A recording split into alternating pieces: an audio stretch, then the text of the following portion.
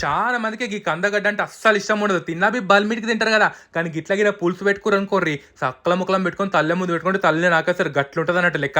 ఇక కందగడ్డ కోసుకునే ముందుగాల చేయిలకు నూనె రాసుకోవాలి, లేకపోతే గులగుల అయితది.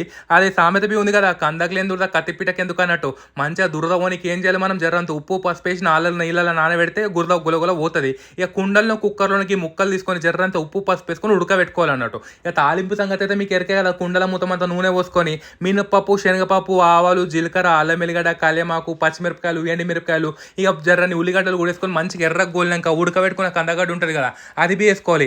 అందులోకి ఉప్పు కారం వేసుకొని ఒక్క 2 నిమిషాలు కలుపుకొని నానబెట్టుకున్న చింతపండు పులుసు వేసుకు పోసుకున్నారనుకోరి, జర్రంతా బెల్లం ముక్కేసుకొని మరగబెట్టుకోవాలి. ఇది చాలా అంటే చాలా టేస్ట్ ఉంటుంది. అరే వరలక్ష్మి వ్రతంకి మా అమ్మ కూడా ఒక చీర కొనుక్కుంది చూడుండ్రి. ఈ నెక్లెస్ బార్డర్ చాలా ఫ్యాన్సీలు ఉంది కదా, ఇది రెగ్యులర్గా కట్టుకుంటుందంట. సాయి పల్లవి కలెక్షన్స్ అని ఇన్స్టాగ్రామ్ పేజ్ నుంచి కొన్నది. చాలా మోడల్స్ ఉన్నాయి వీళ్ళ దగ్గర. అక్వరెట్టుకుని ఒకసారి పేజ్లోకి చూస్తే మీకు అర్థమవుతుంది. శనగపిండి